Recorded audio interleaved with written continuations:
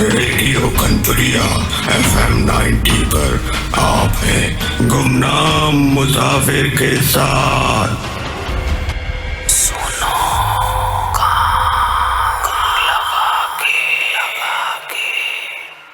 शिविका अकेले कमरे में खुद को खंडहर के अंदर आने के लिए कोसते हुए रोने लगती है। ये सब मेरी ही गलती है, मैंने ही जिद की थी अंदर आने की। काश दिशा की बात मान ली होती तो मेरी वजह से जतिन और शशांक मुसीबत में नहीं फंसते। कैसे बाहर निकले, कैसे?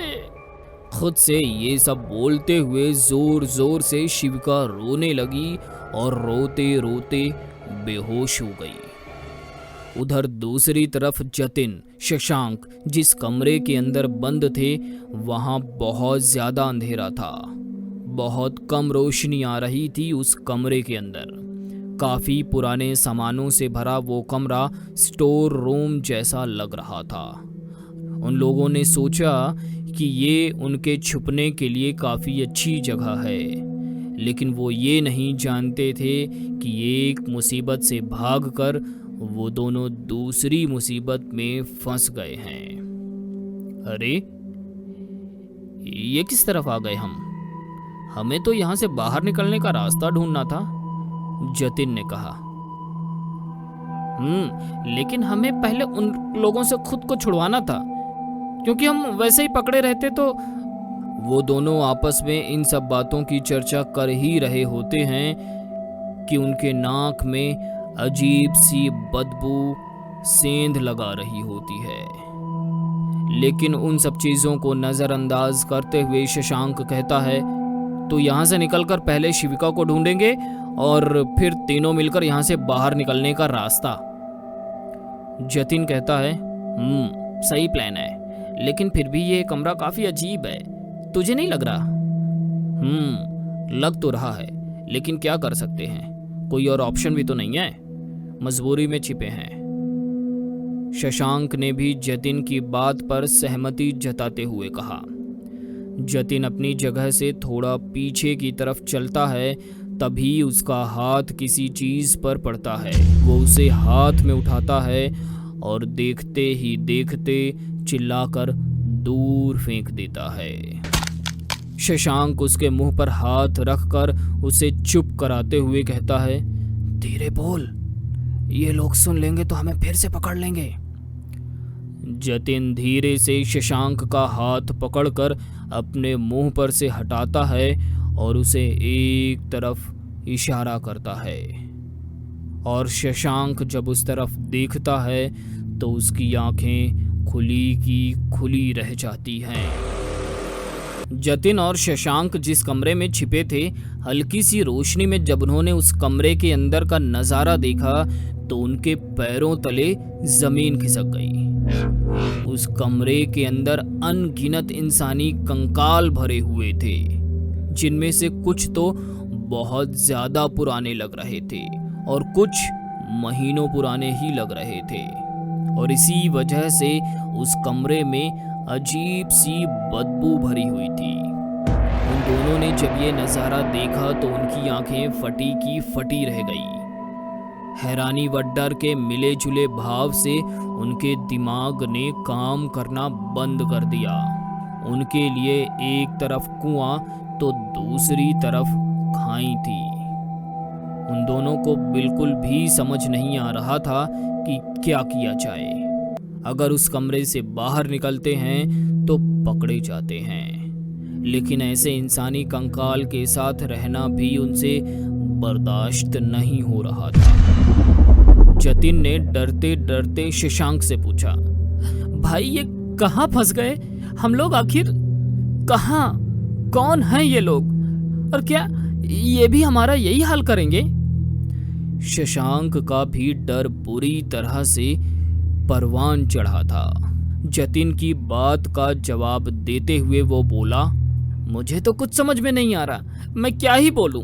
मुझे तो बस यहाँ से बाहर निकलना है, बाहर कैसे भी करके, इस कमरे से, इस खंडहर से, इस हवेली से, कैसे। दोनों को ही उस कमरे से बाहर निकलना था, लेकिन दरवाजे के अलावा कोई और रास्ता नहीं था। वो दोनों दरवाजे से सटकर ही खड़े थे और कोई भी कमरे में अंदर की तरफ कंकाल के पास नहीं जाना चाहता था। वो दोनों लगातार दरवाजा खोलने की कोशिश कर रहे थे, लेकिन उनकी सभी कोशिशें बेकार जा रही थी। दरवाजा खोलने व उसे कमरे से बाहर निकलने की सभी कोशिशें बेकार हो गई तो वो थक हार कर बेहोश हो गए। बाहर खड़े लोग उन्हें ढूंढने की हर कोशिश करते हैं, लेकिन इन सब में से कोई भी उस कमरे के नजदीक नहीं आता। उसके अंदर जतिन और शशांक फंस चुके हैं। सारे लोग वापस आ जाते हैं और फिर चुपचाप सिर झुकाकर उस आदमी के सामने खड़े हो जाते हैं जिसने उन्हें वहां उन दोनों लड़कों को ढूंढकर वापस मंडप में लाने के लिए कहा था। उन सारे लोगों में से केवल वही एक आदमी बोल रहा था और सबको आदेश दे रहा था। बाकी सब बिना कुछ बोले उसका आदेश मान रहे थे। वो आदमी समझ गया कि उन्हें वो लड़के नहीं मिले, तो उस आदमी ने औरतों से लड़की को मंडप में लाने को कहा। शिविका पहले से ही कमरे में अकेले परेशान सी बैठी थी। अंदर आने की जिद के लिए खुद को कोस रही थी। वो मन ही मन सोच रही थी कि अपनी बेवकूफ़ी के चलते उसने अपने साथ साथ जतिन और शशांक की जान को भी खतरे में डाल दिया। उसे नहीं पता था कि उन तीनों लोगों के साथ क्या होने वाला है। औरतें दोबारा उस कमरे में आई और शिविका को दोबारा पूरी तरह से दुल्हन के लिबास में सजाकर उस कमरे से बाहर ले जाने लगी। शिविका इस बार भी चिल्ला चिल्ला कर उन सबसे पूछ रही थी क्या हो रहा है ये सब, और साथ ही खुद को छुड़ाने की कोशिश भी कर रही थी, लेकिन पहले की ही तरह सब बेअसर था। बाहर से अपने कमरे का दरवाज़ा खटखटाने की आवाज़ सुनकर जतिन और शशांक को होश आता है और वो दोनों चौंक कर उठ जाते हैं। तभी उन्हें बाहर से कोई जानी पहचानी आवाज़ सुनाई देती है। शिविका, जतिन, शशांक, क्या तुम तीनों में से कोई अंदर है? क्या तुम हमारी आवाज़ सुन सकते हो? जवाब दो, मैं हर्षित तुम्हें बचाने आया हूँ। दरवाजे के बाहर से आवाज़ आई। हर्षित की आवाज़ सुनकर जतिन और शशांक बहुत खुश हुए। उन्होंने वापस आवाज़ देते हुए कहा, हाँ हाँ, हम दोनों अंदर फंसे हुए हैं, मतलब मैं और शशांक। हमें नहीं पता शिविका कहाँ है, प्लीज़ हमें बाहर निकालो यहाँ से। दरवाज़ा तो अंदर से ही बंद है, तुम लोग खोलने की कोशिश करो, बाहर से हर्षित ने कहा। अंदर से भी खुला हुआ है, लॉक नहीं है, लेकिन खुल क्यों नहीं रहा है? ठीक है, मैं और दिशा बाहर से अंदर की तरफ धक्का देते हैं और तुम लोग भी अंदर से जोर लगाओ, हर्षित ने सुझाव दिया। ठीक है, शशांक ने अंदर से कहा और फिर उन चारों ने एक साथ जोर लगाया तो काफी मेहनत मशक्कत के बाद वो दरवाजा खुल गया और जतिन शशांक जल्दी से उस कमरे से बाहर आ जाते हैं। उन दोनों को दूल्हे की तरह तैयार देखकर दिशा ने हैरानी से पूछा, ये क्या हुलिया बनाया है तुम दोनों ने? जतिन ने जवाब दिया, अपनी मर्जी से नहीं पहना, हमें ये सब जबरदस्ती पहनाया गया है और हमारी शादी भी करने जा रहे थे, पता नहीं किसके साथ। एक मिनट, शिविका कहाँ है? हर्षित ने उन लोगों से सवाल किया। हर्षित का ये सवाल सुनकर जतिन और शशांक एक दूसरे का मुंह देखने लगे और फिर निराशाजनक भाव से बोले, यार हमें नहीं पता इस वक्त शिविका कहाँ होगी। क्या मतलब? नहीं पता? तुम तीनों तो साथ में अंदर आए थे ना, तो फिर उसके साथ क्या हुआ? दिशा की ये बात सुनकर जतिन ने अंत तक की सारी कहानी हर्षित और दिशा को सुना दी और फिर एक ठंडी सांस भरते हुए बोला, आखिरी बार इस कमरे के अंदर आने से पहले हम दोनों ने शिविका को देखा था। उसे भी दुल्हन की तरह सजाया हुआ था, लेकिन उसके बाद का नहीं पता। अच्छा ठीक है, जो हुआ सो हुआ, उसके बारे में हम बाद में बात करेंगे। लेकिन अभी चारों मिलकर शिविका को ढूंढते हैं और उसके बाद यहाँ से बाहर निकलने का रास्ता। हर्षित ने उन सबको समझाते हुए कहा। सभी को हर्षित का ये प्लान पसंद आया। सबने उसी के अनुरूप चलना सही समझा। शशांक, जतिन, हर्षित और दिशा, वो लोग छिपकर शिविका को ढूंढने की कोशिश में लगे हुए थे, लेकिन शिविका उनमें से किसी को कहीं भी नजर नहीं आ रही थी। वो कई कमरे देख चुके थे और अब इसलिए वो चारों एक साथ हॉल की तरफ बढ़ने लगे। उन्होंने वहां से थोड़ी दूर पर छिपकर उन लोगों ने देखा तो उन्हें शिविका नजर आई। शिविका को देखकर जतिन जल्दी से भागकर उसके पास पहुंचना चाहता था, लेकिन बाकी तीनों ने समझाते हुए उसका हाथ पकड़ा और उसे रोका। क्या कर रहा है यार जतिन, तू तो फंसवाएगा हमें फिर से, शशांक ने कहा। अरे यार, लेकिन शिविका अभी भी उन लोगों के बीच फंसी हुई है और हमें उसे बचाना होगा। बचाएंगे, बिल्कुल बचाएंगे, वो हमारी दोस्त है, लेकिन पहले हमें समझदारी से काम लेना होगा। ऐसे ही बिना सोचे कोई भी कदम उठाना हम पर ही भारी पड़ सकता है, हर्षित ने जतिन को समझाया। लेकिन ये लोग आखिर करना क्या चाहते हैं? वो हम लोगों से चाहते क्या है? शशांक ने पूछा। इन सब सवालों के जवाब ढूंढना भी जरूरी नहीं है। अभी सबसे ज्यादा जरूरी है शिविका को बचाना और यहाँ से बाहर निकलना, तो उस पर ध्यान दो, दिशा ने कहा। अच्छा ठीक है, लेकिन करना क्या है, कुछ तो सोचो, जतिन बोला। 1 मिनट रुको, सोचने तो दो, हर्षित ने कहा। वो लोग कुछ सोचते इससे पहले वहां बैठे उसी बूढ़े आदमी ने चिल्लाते हुए कहा, मुझे पता है तुम दोनों लड़के यहीं कहीं छिपे हुए हो और इस लड़की की सलामती चाहते हो, तो जहां कहीं भी छुपे हो बाहर आ जाओ, वरना अंजाम बुरा होगा। ये सुनकर जतिन ने हर्षित से कहा, मुझे नहीं लगता कि हमारे पास कोई प्लान है बनाने के लिए या फिर उस पर अमल करने का वक्त बचा है। हमें उस आदमी की बात माननी ही होगी, नहीं तो वो शिविका के साथ कुछ भी कर सकता है। वो औरतें उस आदमी का आदेश मानकर शिविका को जबरदस्ती पकड़कर मंडप में बैठाने लगी और तभी एक दूसरे से दूल्हे का लिबास पहने और शहर से मुंह को पूरी तरह से ढके हुए एक आदमी भी मंडप की तरफ आया और आकर शिविका के साथ बैठ गया। ये देखकर जबकि मुझसे रहा नहीं गया, वो शशांक के साथ उन लोगों के सामने आ गया। दिशा और हर्षित उन लोगों की नज़रों में नहीं थे, इसलिए वो दोनों अभी भी छिपे रहे।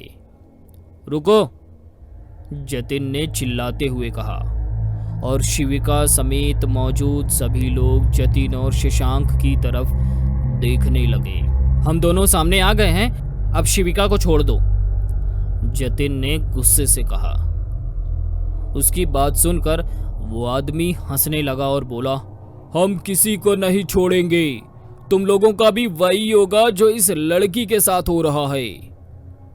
ये बोलकर उस आदमी ने अपने आदमियों को उन्हें पकड़ने का इशारा किया और उसके आदमियों ने उन दोनों को पकड़कर अलग अलग मंडप में बैठा दिया और उनके बगल में भी घूंघट किए हुए 2 लड़कियां आकर बैठ गई।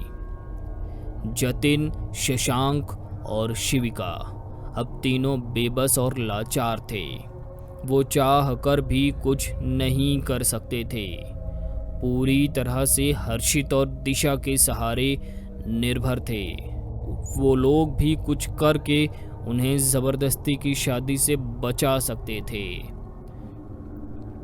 शादी की रस्में शुरू हुई और वहां बैठा एक पंडित जैसा दिखने वाला आदमी मंत्र पढ़ने लगा। ये मंत्र शादी विवाह के मंत्र से थोड़ा सा अलग और अजीब था, और आग भी नहीं जल रही थी, केवल बीच में सूखी लकड़ियां ही रखी हुई थी। उन लोगों को समझ नहीं आया कि ये किस तरह की शादी हो रही है, और उन्हीं लोगों के साथ क्यों। ये सब देखकर और समझकर हर्षित और दिशा ने एक दूसरे की आंखों में इशारा किया और एक साथ लाइटर लेकर सामने आ गए और वहां पर रखी लकड़ियों में आग लगाते हुए बोले, कैसी शादी हो रही है बिना अग्नि को साक्षी माने? लगता है आप लोग भूल गए, कोई आग नहीं जलाया। और आग के लगते ही सबसे पहले वहां पर बैठा पंडित उठकर दूर भागा और देखते देखते केवल उस बूढ़े व्यक्ति को छोड़कर बाकी सारे लोग धुएं की तरह एक एक करके गायब होने लगे। ये सब देखकर शिविका, जतिन और शशांक की आंखें खुली की खुली रह गई। तीनों जल्दी से भागकर हर्षित और दिशा के पास आ गए। शिविका दिशा के गले लगकर रोती हुई बोली, thank you so much Disha, and I am very sorry, मैंने तेरी बात नहीं मानी अपनी बेवकूफ़ी की वजह से। दिशा ने उसे चुप कराते हुए कहा, अब ये सब बात करने का वक्त नहीं है, हमें पहले यहाँ से बाहर निकलने का रास्ता खोजना होगा। इस पर हर्षित ने कहा, आओ मेरे पीछे, जिस रास्ते से हम यहाँ अंदर आए थे उसी रास्ते से बाहर भी जाएंगे। मैंने अंदर आते वक्त कई सारे निशान लगाए थे, लेकिन जल्दी करो, ये सब जलने से पहले हमें बाहर निकलना होगा। देखते ही देखते मंडप की लकड़ियों में लगी आग धीरे धीरे पूरे जगह पर फैलने लगी और वो शानदार सी हवेली वापस एक पुरानी वीरान खंडहर का रूप लेने लगी और वो बूढ़ा व्यक्ति बुत बना उसी आग के बीच बैठा रहा। शशांक, जतिन और हर्षित ने उसे बाहर लाने की बहुत कोशिशें की, लेकिन उन तीनों की बात उसने नहीं सुनी। तो फिर थक हार कर वो अपनी जान बचाने के लिए दिशा और शिविका के साथ वहां से बाहर निकल आए। बाहर निकलते वक्त उन सभी को अजीब अजीब तरह की आवाज़ें सुनाई दे रही थी और जैसे जैसे वो बाहर की तरफ जा रहे थे उस खंडहर का शोर बढ़ता ही जा रहा था। जतिन, शशांक या शिविका में से जो भी पीछे मुड़कर देखना चाहता था उसे हर्षित मना करते हुए कहता था, पीछे मुड़कर देखने की गलती मत करना, वरना हमेशा के लिए यहाँ फंसे रह जाओगे। सिर्फ मेरे पीछे आओ और बस बाहर निकलने ही वाले हैं हम लोग। चाहे जितना भी शोर सुनाई दे, पीछे मुड़कर नहीं देखना। उन चारों ने भी समझदारी दिखाते हुए हर्षित की बात मानी और उसके पीछे पीछे और वीरान खंडहर से बाहर आ गए और बाहर निकलकर भगवान का शुक्र अदा करते हुए अपने दोनों दोस्तों दिशा और हर्षित को भी लाख लाख धन्यवाद दिया और अपनी गलती भी मानी। कंपुरिया 90.0 सुनो कान लगा के।